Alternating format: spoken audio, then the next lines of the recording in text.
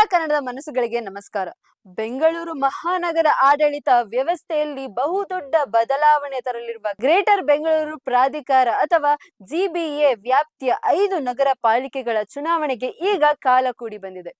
ಈ ಕುರಿತು ಮಹತ್ವದ ವಿಚಾರಣೆ ನಡೆಸಿದ ಸುಪ್ರೀಂ ಕೋರ್ಟ್ನ ಮುಖ್ಯ ನ್ಯಾಯಮೂರ್ತಿಗಳ ಪೀಠವು ಜೂನ್ 30ರೊಳಗೆ ಯಾವುದೇ ಕಾರಣಕ್ಕೂ ವಿಳಂಬ ಮಾಡದೆ ಚುನಾವಣೆ ಪ್ರಕ್ರಿಯೆಯನ್ನು ಪೂರ್ಣಗೊಳಿಸುವಂತೆ ರಾಜ್ಯ ಸರ್ಕಾರಕ್ಕೆ ಮತ್ತು ರಾಜ್ಯ ಚುನಾವಣಾ ಆಯೋಗಕ್ಕೆ ಕಟ್ಟುನಿಟ್ಟಾದ ನಿರ್ದೇಶನ ನೀಡಿದೆ. ಈ ಕುರಿತಾದ ಒಂದು ವಿಶೇಷ ವರದಿ ಇಲ್ಲಿದೆ. ಇದು ಈ ಕ್ಷಣದ ಸುದ್ದಿ ವಿಶೇಷ. ನೀವು ನೋಡ್ತಾ ಇದ್ದೀರಾ ಬಿಬಿ ನ್ಯೂಸ್ ಕನ್ನಡ. ನಾನು ತೃಪ್ತಿ ಬಸವರಾಜ್.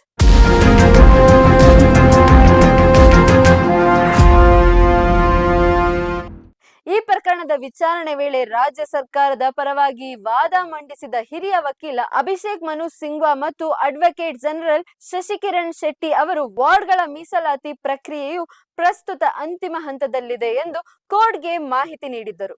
ಫೆಬ್ರವರಿ 28ರೊಳಗೆ ಮೀಸಲಾತಿ ಪಟ್ಟಿಯು ಅಧಿಕೃತವಾಗಿ ಹೊರಬೀಳುತ್ತಿದೆ. ಆನಂತರ ಚುನಾವಣೆ ಪ್ರಕ್ರಿಯೆ ಚಾಲನೆ ನೀಡಲಾಗುವುದು ಎಂದು ಸ್ಪಷ್ಟಪಡಿಸಿದ್ದಾರೆ. ಇನ್ನೊಂದೆಡೆ ರಾಜ್ಯ ಚುನಾವಣಾ ಆಯೋಗವು ತನ್ನದೇ ಆದ ಕೆಲವು ಸವಾಲುಗಳನ್ನು ನ್ಯಾಯಾಲಯದ ಮುಂದೆ ಇಟ್ಟಿದೆ. ಮಾರ್ಚ್ 16ರೊಳಗೆ ಮತದಾರರ ಪಟ್ಟಿಯ ಪರಿಶೀಲನೆ ನಡೆಯಲಿದ್ದು, ಆನಂತರ ರಾಜ್ಯಾದ್ಯಂತ SSLC ಪರೀಕ್ಷೆಗಳ ಆರಂಭವಾಗಲಿದೆ. ಈ ವೇಳೆ ಸರ್ಕಾರಿ ಸಿಬ್ಬಂದಿಗಳು ಪರೀಕ್ಷಾ ಕಾರ್ಯದಲ್ಲಿ ತೊಡಗಿಕೊಳ್ಳಲಿದ್ದಾರೆ. ಸಿಬ್ಬಂದಿ ಕೊರತೆ ಎದುರಾಗಬಹುದು. ಹೀಗಾಗಿ ಚುನಾವಣೆ ನಡೆಸಲು ಮೇ ಕೊನೆಯ ವಾರದೊಳಗೆ ಸಮಯ ಬೇಕು ಎಂದು ಆಯೋಗ ಮನವಿ ಮಾಡಿದ್ದು, ಈ ಎಲ್ಲ ಅಂಶಗಳನ್ನು ಪರಿಗಣಿಸಿದ ಸುಪ್ರೀಂ ಕೋರ್ಟ್ ಜೂನ್ 30ರ ಒಳಗೆ ಸಂಪೂರ್ಣ ಪ್ರಕ್ರಿಯೆ ಮುಕ್ತಾಯಗೊಳ್ಳಬೇಕು ಎಂದು ಅಂತಿಮ ಗಡುವು ನೀಡಿದೆ. ವಿಶೇಷವೆಂದರೆ ಕಳೆದ ಹಲವಾರು ವರ್ಷಗಳಿಂದ ಬೆಂಗಳೂರಿನಲ್ಲಿ ಪಾಲಿಕೆ ಚುನಾವಣೆ ನಡೆಯದೆ ಆಡಳಿತಾಧಿಕಾರಿಗಳ ಆಳ್ವಿಕೆ ಮುಂದುವರೆದಿದೆ. ಈ ಹಿಂದೆ ಬಿಜೆಪಿ ಸರ್ಕಾರವಿದ್ದ ಸಂದರ್ಭದಲ್ಲೂ ಬಿಬಿಎಂಪಿ ಚುನಾವಣೆ ವಿಳಂಬದ ವಿರುದ್ಧ ಅನೇಕರು ಸುಪ್ರೀಂ ಕೋರ್ಟ್ ಮೆಟ್ಟಿಲೇರಿದ್ದರು. ಇದೀಗ ಹೊಸದಾಗಿ ರಚನೆಯಾಗಿರುವ 5 ನಗರ ಪಾಲಿಕೆಗಳಿಗೆ ಚುನಾವಣೆ ನಡೆಸುವ ಮೂಲಕ ಸ್ಥಳೀಯ ಆಡಳಿತಕ್ಕೆ ಮರುಜೀವ ನೀಡಲು ಸುಪ್ರೀಂ ಕೋರ್ಟ್ ಹಸಿರು ನಿಶಾನೆ ನೀಡಲಾಗಿದೆ.